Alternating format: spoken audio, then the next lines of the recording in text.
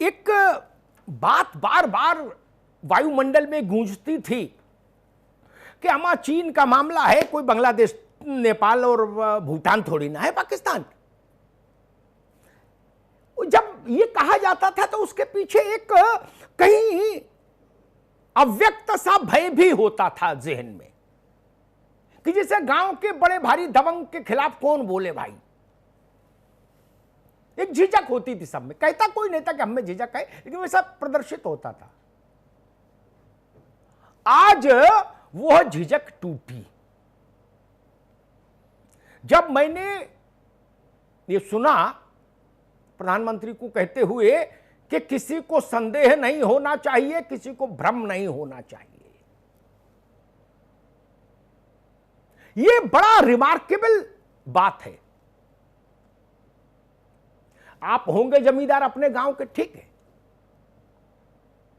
हमारे साथ बदतमीजी करेंगे तो हम उसका पूरी प्राणपण से, शक्ति से प्रतिकार करेंगे। यही बात भारत चाहता है। और सबसे अच्छी बात तब होती है जब देश जो चाह रहा हो उसको देश का कार्यकारी प्रमुख आवाज स्वर दे अपना। ये सरकार किसकी? देश की। सरकार का मत क्या होना चाहिए? जो लोक का मत हो, जो लोक मत हो वही सरकार का मत होता है। पार्टियों के मत अलहदा हो सकते हैं, उससे क्या फर्क पड़ता है? पार्टियों का देश नहीं, देश की सरकार है। सरकार का मत वही होना चाहिए जो राष्ट्र का मत हो।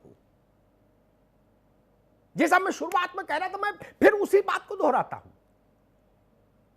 किसी गांव चले जाइए, किसी खेत पर खड़े हो जाइए, किसी मेड़ पर खड़े हो जाइए, किसी चौक चौराहे पर पूछ लीजिए, जो जिजीविषा भारत के अंदर कुलबुला रही थी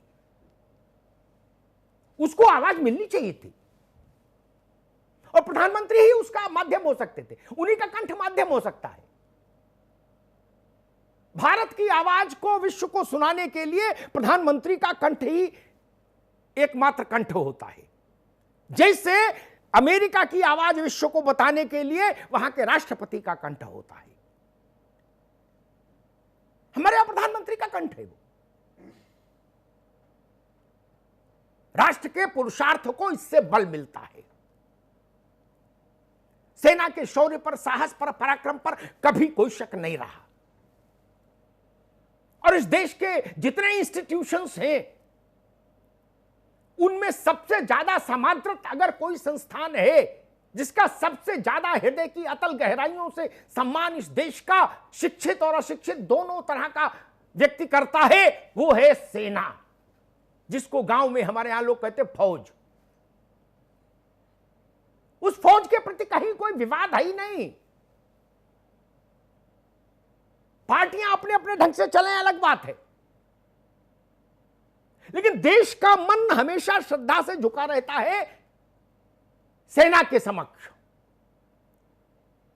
इस देश ने उन कुर्बानी देने वालों को सबसे ऊपर स्थान दिया अपने हृदय में, जिन्होंने आजाद देश की सीमा पर अपने प्राण उत्सर्ग किए। किसी राजनेता को वो स्थान नहीं दिया जो स्थान शहीदों को दिया। ये इस देश का मानस है। आज वही भाव है, और इसी भाव में एक हर चुनौती अवसर लेकर आती है। जो एक प्रसिद्ध उक्ति है, उसी के आधार पर मैं ये देख पा रहा हूं कि आज जो जोश, जो क्षोभ, जो चाइना के उत्पादों के विरुद्ध जो भाव भारत के चौराहे चौराहे पर मुझे दिखा है, मैं कामना करूंगा ये भाव और आगे बढ़े जी। भारत अपना बाजार खड़ा करे। जरूरत नहीं कि हम आपकी लकीर छोटी करने के लिए कैंची लेके पीछे पीछे भागें। हम आपसे बड़ी लकीर खींच देंगे भाई, अपना सामान अपने घर रखो। कोई व्यापारी क्यों मंगाएगा सामान अगर उसका सामान बिकना बंद हो जाएगा चाइना से? चाइना से आने वाला सामान अगर ग्राहक नहीं खरीदेगा मोहल्ले में, तो मोहल्ले का पंसारी वो सामान क्यों लाएगा? किराना वाला नहीं लाएगा। इतनी सी बात है। इसके लिए किसी कोर कमेटी की जरूरत नहीं, किसी सैन्य ऑपरेशन की जरूरत नहीं। किसी डिप्लोमेटिक एफर्ट की जरूरत नहीं। ये तो गांव गांव लड़ा जाने वाला मसला है। और ठीक कह रहे थे मनीष, ये बात मैं सरकार से कहूंगा,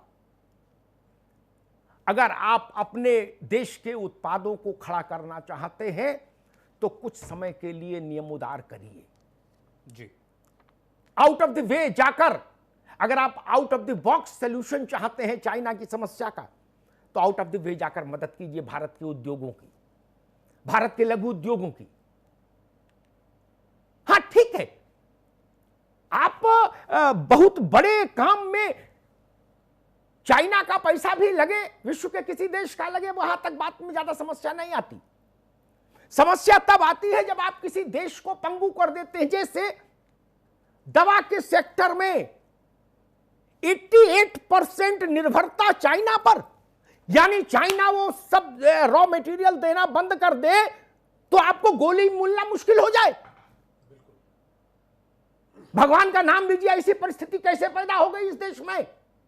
और जो लोग इस परिस्थिति को पैदा करने के लिए जिम्मेदार हैं, उन पर भी लानत भेजो।